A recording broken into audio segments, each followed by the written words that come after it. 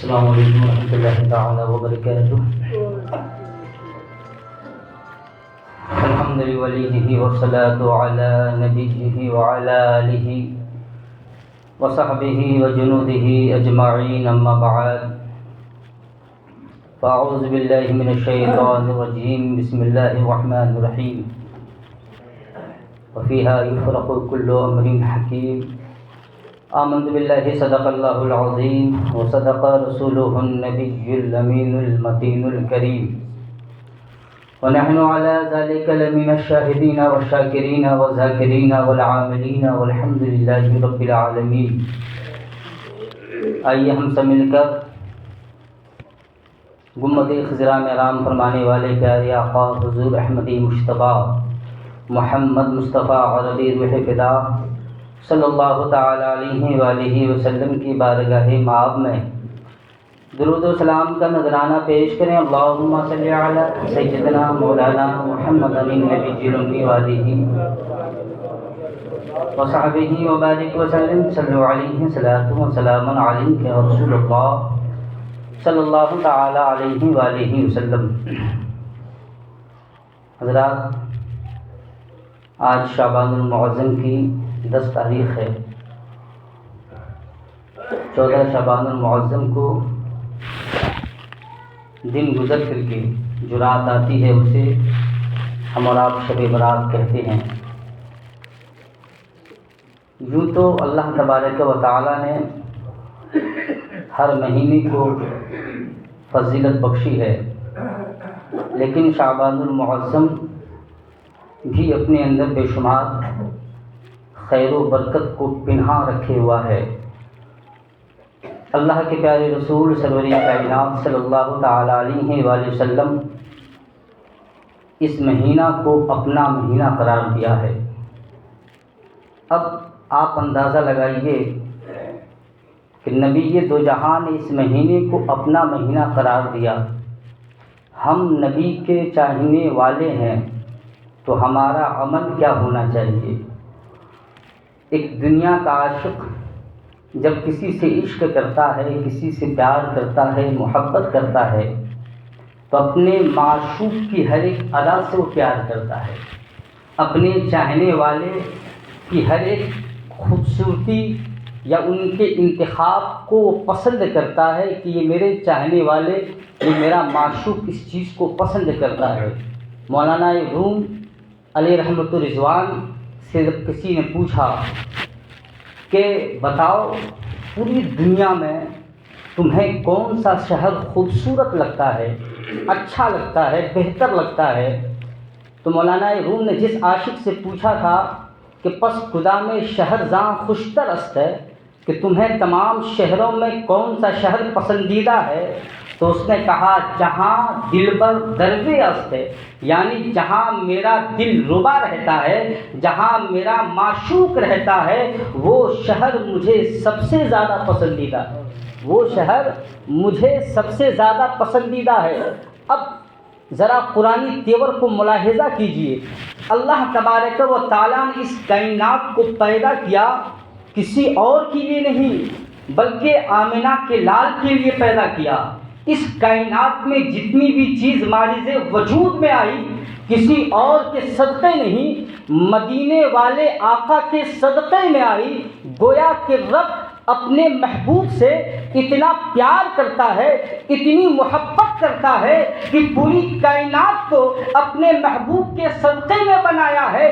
تو وہ رب جو اپنے محبوب سے پیار کرتا ہے، تو قرآنی تیور کو ملاحظہ کیجئے۔ اللہ تبارک و تعالی کلام پاک میں جب اپنے محبوب کے شہر کی قسم کھاتا ہے، لا اقسم بہذا البلد، اے میرے مصطفیٰ مجھے شہر مکہ کی قسم ہے، تو اب اندازہ لگائیے رب مکہ کی قسم کھا رہا ہے، رب شہر مکہ کی قسم کھا رہا ہے۔ آپ سوچیں گے شہر مکہ کی قسم اس لیے کھا رہا ہے کہ وہاں آب زمزم ہے۔ شہر مکہ کی قسم اس لیے کھا رہا ہے وہاں مکہ میں مزدلفہ و منی ہے۔ شہر مکہ کی قسم اس لیے کھا رہا ہے کہ وہاں جنتی پتھر جسے حجر اسود کہا جاتا ہے، اسی لیے رب شہر مکہ کی قسم کھا رہا ہے۔ یہ ہماری سوچ ہو سکتی ہے، یہ ہم تھوڑی دیر کے لیے سوچ سکتے ہیں، لیکن اسی قرآن میں رب تبارک و تعالیٰ نے اپنے قسم کھانے کی وجہ کو بھی بیان کرتا ہے اور فرماتا ہے اے میرے محبوب، مکہ میں کعبہ ہے اس کی وجہ سے میں قسم نہیں کھا رہا ہوں، مکہ میں حجر اسود ہے اس کی وجہ سے میں قسم نہیں کھا رہا ہوں، مکہ میں مزدلفہ و منی ہے اس کی وجہ سے میں قسم نہیں کھا رہا ہوں، مکہ میں آب زمزم ہے میں اس کی وجہ سے قسم نہیں کھا رہا ہوں۔ اے پروردگار، پھر تو شہر مکہ کی قسم کس لیے کھا رہا ہے؟ تو غیب سے آواز آتی ہے اور قرآن شاہد ہے وَأَنْتَ حِلٌّ بِهَٰذَا الْبَلَدِ، اے میرے مصطفیٰ میں شہر مکہ کی قسم اس لیے کھا رہا ہوں کہ آپ اس شہر میں جلوہ فکر ہیں، آپ اس شہر میں موجود ہیں، میں اس لیے شہر مکہ کی قسم کھا رہا ہوں۔ پتہ یہ چلا اللہ تبارک و تعالیٰ اپنے حبیب سے، رب تبارک و تعالیٰ اپنے نبی سے قسم، اپنے نبی کے شہر کی قسم اس لیے کھا رہا ہے کہ رب اپنے حبیب سے بے پناہ محبت کرتا ہے۔ ایک صحابی حضرت انس رضی اللہ تعالیٰ عنہ ہیں جو نبی کے بہت ہی خاص اور یوں کہیے کہ غلام خاص تھے، خادم خاص تھے، ہمیشہ نبی کے پاس میں خدمت میں حاضر رہا کرتے تھے۔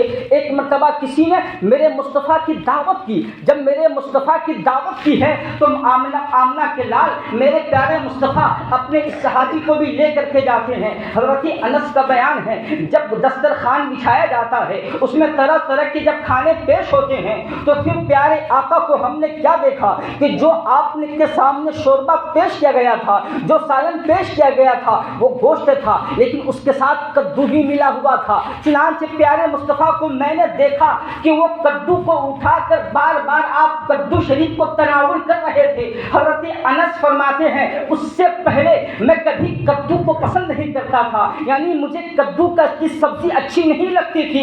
فلم ازل احب الدباء بعد یوم ازل، مشکات شریف کی حدیث پاک ہے۔ وہ صحابی فرماتے ہیں قسم اللہ کی جب میں نے دیکھا کہ مصطفیٰ کدو سے بے پناہ پیار کرتے ہیں تو اس دن سے انس بھی کدو سے بے پناہ محبت کرنے لگا اور شوق سے کھانے لگا۔ پتہ یہ چلا صحابی نے بتا دیا، صحابی کا طریقہ بتا دیا کہ نبی سے اگر محبت ہے تو نبی کے دستور پہ عمل کرنا پڑے گا، نبی نے جو نظام دیا ہے اس نظام پہ اپنی زندگی کو گزارنی پڑے گی، نبی نے جو اصول بتایا ہے اس اصول پہ اپنی زندگی کو گزاریں گے تب حقیقی معنوں میں ہم پیارے آقا سے سچی محبت کرنے والے بنیں گے، ہم حقیقی معنوں میں پیارے آقا سے سچی محبت کرنے والے بنیں گے۔ یہ شعبان المعظم کا مہینہ ہے اور اس مہینے کو میرے مصطفیٰ نے اپنا مہینہ قرار دیا۔ اب اس میں ہمارا دستور کیا ہونا چاہیے، ہمارا طریقہ کیا ہونا چاہیے؟ حدیث شریف کا مفہوم ہے کہ اس مہینے میں میرے پیارے آقا سرور کائنات صلی اللہ علیہ وسلم سب سے زیادہ عبادت کیا کرتے تھے، اور مہینے میں اتنا اہتمام عبادت کا نہیں کرتے تھے جتنا اس مہینے مبارک میں عبادت کا اہتمام کیا کرتے تھے۔ آپ اندازہ لگائیے، یہ مہینہ آتا ہے، شب برات کا ہمیں شدت سے انتظار ہوتا ہے، لیکن ہم اتنے سست اور اتنے کاہل بن چکے ہیں کہ یہ عظیم رات جسے شب قدر، جسے شب برات کی رات کہی جاتی ہے، اس رات کو بھی ہم اپنے بستر پہ سوئے رہتے ہیں، اس رات کو بھی ہم اپنے بستر پہ سو کر کے ہم محروم بنتے ہیں۔ آپ اندازہ لگائیے، آپ اپنی قسمت کا اندازہ، میں ایک مثال دیتا ہوں، اس مثال سے آپ اپنی قسمت کا اندازہ لگائیے گا کہ آپ کتنے خوش نصیب ہیں، یا آپ اپنے آپ کو بد نصیب کی فہرست میں اپنے نام کو لکھوانا چاہتے ہیں۔ آسمان سے بارش ہوتی ہے، بارش ہونے کے دو طریقے ہوتے ہیں، ایک کبھی بارش ہوتی ہے تو رمجھم بارش ہوتی ہے، بوندا بوندی بارش ہوتی ہے، اور ایک بارش موسلا دھار بارش ہوتی ہے۔ اب میں آپ سے پوچھوں گا کہ سڑک پہ جب بوندا باندی بارش ہوتی ہے تو کہیں زمین سوکھی رہتی ہے، کہیں پہ گیلی رہتی ہے، لیکن جب موسلا دھار بارش ہو جائے تو اس میں کوئی زمین سوکھی نہیں رہتی ہے، اور جو زمین سوکھی رہ جائے، جو سڑک کا کنارہ سوکھا ہو جائے تو سمجھو کہ وہ سڑک کا وہ ٹکڑا کتنا بڑا بد نصیب ہے. آسمان سے موسلادھار بارش تو ہو رہی ہے لیکن وہ زمین کا ٹکڑا سیراب نہیں ہو سکا, وہ زمین کا ٹکڑا سیراب نہیں ہو سکا. بس یہی مثال شب برات کی رات کی ہے. ہر دن رب تبارک و تعالیٰ کی رحمت کا نزول ہوتا ہے لیکن شب برات کے بارے میں بتایا جاتا ہے اس رات کو رب تبارک و تعالیٰ کی موسلادھار بارش رحمت کی ہوتی ہے. اب اس رحمت کی موسلادھار بارش ہو اور ہم سوئے رہیں تو ہم کتنے بڑے بد نصیب ہیں. ہم سوئے رہیں تو ہم کتنے بڑے بد نصیب ہیں, اس لیے کہ رب کی موسلادھار بارش ہو رہی ہے اور ہم اپنے دامن میں رب کی رحمت کو نہیں سمیٹ رہے ہیں. تو مسلمانوں, آج ہمارا حال یہی ہے. ہم اپنی قسمت کا رونا روتے ہیں. ہم اپنے آپ ہمارے اوپر میں جب مصیبتوں کے پہاڑ ٹوٹتے ہیں تو ہم رونا روتے ہیں کہ ہمارے اوپر مصیبتیں آ گئی ہے, ہمارے اوپر مصیبتیں آ گئی ہیں. لیکن جب ایسی راتیں آتی ہے اس وقت آپ عیش و آرام کی نیند اپنے بستر میں جا کر کے سویا کرتے ہو, گرم گرم بستر پہ جا کر کے اپنے پیٹھ کو لگاتے ہو اور پھر سوئے رہتے ہو. اس وقت احساس نہیں ہوتا ہے رب کی رحمت جھما جھم برس رہی ہے. ہم اپنے دامن میں رب کی رحمت کو سمیٹ لیں. اے مسلمانوں, اس رات کی اہمیت تو یہ بتائی جاتی ہے جو رات آنے والی ہے, منگل کا دن گزر کر کے جو رات آئے گی اس رات کے بارے میں بتایا جاتا ہے. اللہ تبارک و تعالیٰ مغرب کے بعد سے رب کی تجلی آسمانی دنیا پہ ظہور فرماتا ہے, آسمانی دنیا پہ نزول اجلال فرماتا ہے اور صدا لگاتا ہے کوئی مانگنے والا میں اس کی مراد کو پوری کر دوں, ہے کوئی بخشش کو طلب کرنے والا میں اس کی خطاؤں کو بخش دوں. آپ ذرا اندازہ لگائیے, آپ کے دروازے میں ایک فقیر آ جائے, ایک مانگنے والا آ جائے, ایک سائل آ جائے اور آپ سے سوال کرے مجھے کچھ دے دو, مجھے کچھ دے دو. آپ صاحب مکان ہو, آپ صاحب مکان ہو, آپ صاحب دکان ہو, آپ کے اختیار میں ہوتا ہے, آپ کے اختیار میں ہوتا ہے. مانگنے والوں کو 1 روپیہ دو گے یا 2 روپیہ دو گے, مانگنے والوں پہ 1 روپیہ دو گے یا 2 روپیہ دو گے, آپ کے اختیار میں ہوتا ہے. سائل سوال کر رہا ہے, اے مانگنے والے, اے دکاندار مجھے دے دے, اے گھر میں رہنے والے مالک مجھے دے دے. آپ کے اختیار میں ہے. اگر آپ کا دل چاہا تو گھر سے باہر ہوتے ہیں, مانگنے والے کی مراد کو پوری کرتے ہیں. لیکن اس ایگزامپل کو اپنے ذہن پہ رکھیں, یہاں سائل مانگنے والا ہے لیکن رب تبارک و تعالیٰ شب برات کی رات ہم تو جو مانگتے ہیں مانگتے ہی ہیں, لیکن رب کہتا ہے, رب تبارک و تعالیٰ کہتا ہے اے میرے بندے, میرے بندوں میں سے کوئی ہے جو مانگنے والا ہو اور اپنے سوال کو رکھنے والا ہو, میں اس کی حاجت کو پوری کر دوں. ہے کوئی گنہگار بندہ جو اپنی خطاؤں سے بخشش کا طلبگار ہو, میں اس کی خطاؤں کو بخش دوں کہ ہم تو مائل بکرم ہے. کوئی سائل ہی نہیں, راہ دکھلائے کسے, رہ رہے منزل ہی نہیں. حضرات محترم, تو یہ رات وہ رات ہے جو آنے والی رات ہے, شب برات کی رات. رب تبارک و تعالیٰ خود اپنے بندے کو آواز لگاتا ہے. اب یہ بتائیے کہ مانگنے والا ہم ہیں, مانگنے والے ہم ہیں, گناہوں سے بخشش کی دعا کرنے والے ہم ہیں, رزق کی دعا کرنے والے ہم ہیں, مصیبتوں سے چھٹکارا پانے والے ہم ہیں, آفتوں سے اپنے آپ کو بچانے کے لیے اپنے گھر پہ, اپنے دکان پہ, اپنے مکان پہ, اپنے کھیت کھلیان سے پریشانی کو ختم کرنے والے, مسجد میں آ کر کے ہاتھ اٹھا کر دعا مانگنے والے ہم ہیں. لیکن شب برات کی رات کی اہمیت دیکھیے, اللہ تبارک و تعالیٰ کہتا ہے کوئی بندہ, آپ مسجد میں 9 بھی آئیں گے لیکن گھر پہ سوال کریں گے, گھر پہ اپنے گناہوں کی بخشش کے طلبگار ہو جائیں گے اور اس رات رب تبارک و تعالیٰ بندوں سے مخاطب ہو جاتا ہے. آپ اندازہ لگائیے. لیکن حال کیا ہے؟ حال تو یہ ہے کہ میاں مسجد تو, گھر تو دور کی بات ہے, مسجد ہی ہم نہیں آتے ہیں عبادت کرنے کے لیے. آپ کی مسجد میں ہر سال شب برات کو پروگرام ہوتا ہے. کتنے لوگ ہوتے ہیں؟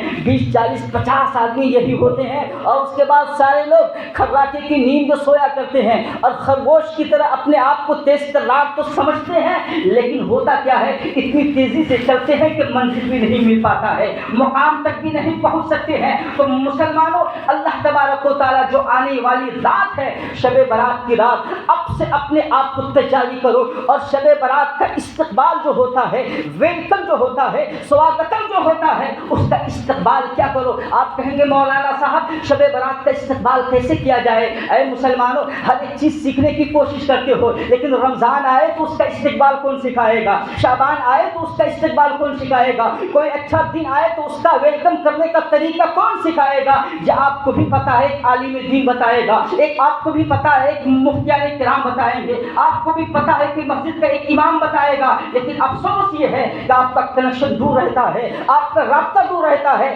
آپ کے دل میں یہ چاہ نہیں کہ ہم علم دین کو حاصل کریں، آپ کے دل میں یہ چاہ نہیں کہ شریعت مصطفیٰ کو سیکھنے کی کوشش کریں، حدیث میں کیا ہے، قرآن میں کیا ہے، بزرگان دین کے اقوال کیا ہے۔ لیکن آج سے حدیث بزرگان دین فرماتے ہیں جب شعبان المعظم کی رات آتی ہے، یعنی دن منگل کا پڑے گا اور جو شب آئے گی، اس سے پہلے آپ اس کا استقبال کیسے کریں گے، ویلکم کیسے کریں گے؟ شعبان المعظم شب برات کا استقبال کرنے کا طریقہ بزرگان دین فرماتے ہیں کہ مغرب سے پہلے پہلے مسجد میں پہنچ جاؤ، عصر کی نماز کے بعد، عصر کے بعد کچھ دیر کے بعد تم مسجد میں پہنچو، اور میری بات کو ذہن پہ رکھ لیجیے گا اور انشاءاللہ ایسا ہی کرنے کی کوشش کیجیے۔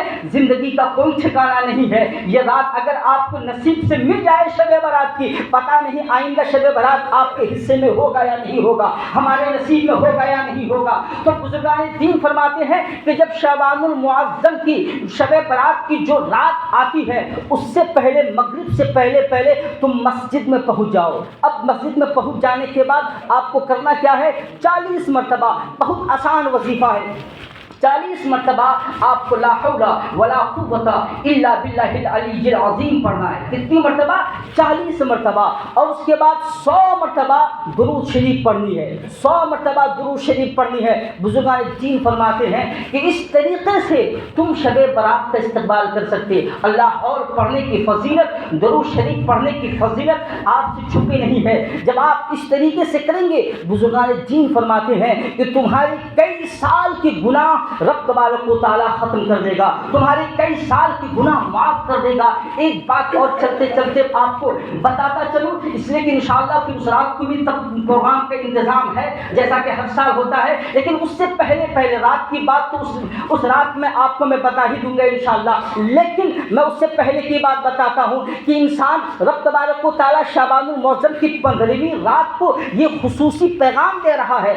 ہر کسی کے خطا معاف ہو جاتے ہیں، ہر کسی کی چاہت قبول ہو جاتی ہے، ہر کسی کی حاجت قبول ہو جاتی ہے، یہ تو ہے حدیث میں، لیکن حدیث میں یہ بھی ذکر الا، یعنی مگر چند لوگ ایسے ہیں جن کی خطائیں معاف نہیں ہوتی ہے، جن کی حاجتیں پوری نہیں ہوتی ہے، جن کی پریشانیوں کا خاتمہ نہیں ہوتا ہے، جن کے اوپر سے مصیبتیں ختم نہیں ہوتی ہے۔ وہ کون ایسے لوگ ہیں کہ جن کی دعائیں اس رات کو بھی قبول نہیں کی جاتی ہے، جن کی حاجتیں اس رات کو بھی پوری نہیں کی جاتی ہے؟ میری بات کو ذہن و دماغ کو حاضر کر کے سنیے گا، اور اگر ہم میں سے کوئی ایسا ہو تو اسے پھر چاہیے کہ صدق دل سے وہ توبہ کر لے، صدق دل سے توبہ کر لے۔ توبۃ النصوح جب تک وہ نہیں کرے گا تب تک اس کو یہ مزدے جافزہ نہیں ملے گا۔ تو اللہ کے پیارے رسول فرماتے ہیں پہلا انسان تو وہ ہے والدین کی نافرمانی کرنے والا۔ کیا ہے؟ والدین کی نافرمانی کرنے والا۔ جو انسان والدین کی نافرمانی کرتا ہے اور اگر شب برات کی رات پوری رات وہ عبادت کر جائے، پوری رات نماز پڑھ جائے، اس کی عبادت قبول نہیں ہوتی ہے۔ آپ اندازہ لگائیے، تو ہم میں سے اگر کسی کے والدین اگر ناراض ہو تو چاہیے کہ آپ اپنے والدین کو خوش کر لیجیے۔ اور دوسرے شخص کے بارے میں اللہ کے رسول نے فرمایا کہ دوسرا شخص وہ شرابی ہے۔ کیا ہے؟ شرابی، شراب پینے والا۔ جب تک وہ صدق دل سے توبہ نہیں کرے گا، اللہ تبارک و تعالیٰ شب برات کی رات کو اس کی عبادت کو قبول نہیں کرے گا۔ آپ اندازہ لگائیے، شرابی کے بارے میں شرابی کو استثناء کر دیا گیا۔ اب جو شراب پیتا ہو، اب شراب میں صرف باٹل ہی نہیں ہے، اگر کوئی انسان گولی کا پریوگ کرتا ہو، اگر کوئی انسان افیم کا پریوگ کرتا ہو، یعنی نشیلی جو پدارتھ ہوتی ہے جس سے انسان کا دماغ خفت ہو جاتا ہے، جس کو نشہ کہا جاتا ہے، اگر ان چیزوں کا بھی وہ استعمال کرتا ہے تو وہ شراب ہی میں آتا ہے۔ تو ایسے لوگوں کو توبہ کرنا چاہیے مغرب سے پہلے پہلے، اور صدق دل سے توبہ کرے کہ آئندہ میں کبھی ایسا نہیں کروں گا۔ جب تو رب تبارک و تعالیٰ اس کی توبہ کو بھی قبول کرے گا، اور وہ اس رات کو رب سے جو مانگے گا رب تبارک و تعالیٰ اسے وہ عطا بھی کرے گا۔ اسی طریقے سے تیسرے شخص کے بارے میں جو انسان سود خوری کرتا ہے، جو انسان سود چلاتا ہے، جو انسان سود کھاتا ہے، اس کے بارے میں بھی کہ ایسے انسان کی بخشش نہیں ہے اس رات کو۔ جو انسان بیاج میں پیسہ چلائے، جو انسان سود خوری کرے، میں تو اس کی مذمت کے بارے میں کئی مرتبہ بتایا ہوں کہ جو انسان سود کھاتا ہے 34 یا 36 مرتبہ آتا ہے، وہ زنا کرنے کے برابر ہے۔ آپ اندازہ لگائیے۔ اسی طریقے سے جو چوتھے شخص کے بارے میں اللہ کے رسول نے فرمایا، وہ کینہ پرور انسان، کینہ پرور، جس انسان کے دل میں کسی مسلمان بھائی کے لیے کوئی کینہ ہو، کسی مسلمان بھائی کے لیے کوئی کینہ ہو، تو اللہ کے رسول فرماتے ہیں شب برات کی رات اس کی عبادت قبول نہیں ہوتی ہے۔ اس لیے میرے نبی نے فرمایا ہے، اے مسلمانوں، جب رات کو سو اور صبح تم اٹھو تو تمہارا دل ایسے صاف شفاف ہونا چاہیے کہ کسی بھی مسلمان بھائی کے بارے میں تمہارے دل میں کوئی کینہ نہ ہو۔ کینہ سے اگر آپ کا دل پاک صاف ہے تب تو اس شب برات کی فضیلت آپ پا سکتے ہیں، آپ کی دعائیں قبول ہو سکتی ہے۔ اسی طریقے سے ایک اور شخص کے بارے میں اللہ کے رسول نے فرمایا، جو جادوگر ہوتا ہے، جو جادو کرنے والا ہوتا ہے، اللہ کے رسول فرماتے ہیں کہ شب برات کی رات جادوگر اگر چاہے تو پوری رات عبادت کرتا رہے، پوری رات قرآن کی تلاوت کرتا رہے، پوری رات صدقہ و خیرات کرتا رہے، لیکن جادوگر کی بھی عبادتیں قبول نہیں ہوتی ہے، اس کی بھی بخشش نہیں ہوتی ہے۔ اسی طریقے سے جو انسان آپس میں رشتے کو کاٹنے والا کام کرتا ہے، یعنی رشتے کو کاٹتا ہے، قطع تعلقی کو ختم کرتا ہے، اس کے بارے میں بھی آتا ہے کہ اس انسان کی خطائیں معاف نہیں کی جاتی ہے، اس انسان کی دعائیں قبول نہیں کی جاتی ہے۔ اسی طریقے سے چند لوگ جن کا میں نے ذکر کیا ہے، اب آپ اپنے آپ میں سوچیں کہ ہمارا کردار کہیں ایسا تو نہیں ہے کہ ہمارے دل میں لوگوں کی حسد ہے۔ آپ اپنے کردار کو دیکھیں کہ کہیں ہم شرابی تو نہیں ہیں، آپ اپنے کردار کو دیکھیں کہ کہیں ہم سود بیاج کا کام تو نہیں کرتے ہیں، آپ اپنی زندگی میں جھانک کر کے دیکھیں ہم کسی کی چغل خوری تو نہیں کرتے ہیں، آپ اپنی زندگی میں جھانک کر کے دیکھیں کہ ہمارا باپ کہیں ہم سے ناراض تو نہیں ہے، ہماری ماں ہم سے کہیں ناراض تو نہیں ہے۔ ان چیزوں کو پر اپنی زندگی پہ ایک سرسری جائزہ ڈال لیجئے۔ اگر آپ ان سب چیزوں سے پاک ہیں تو یقیناً شب برات کی اہمیت، شب برات کی فضیلت آپ کو حاصل ہوگی۔ شرط یہ ہے کہ آپ صدق دل سے اللہ تبارک و تعالیٰ کی بارگاہ میں آپ دعا کریں گے تو اللہ تبارک و تعالیٰ آپ کی دعا کو قبول کرے گا۔ انہی باتوں کے ساتھ اپنی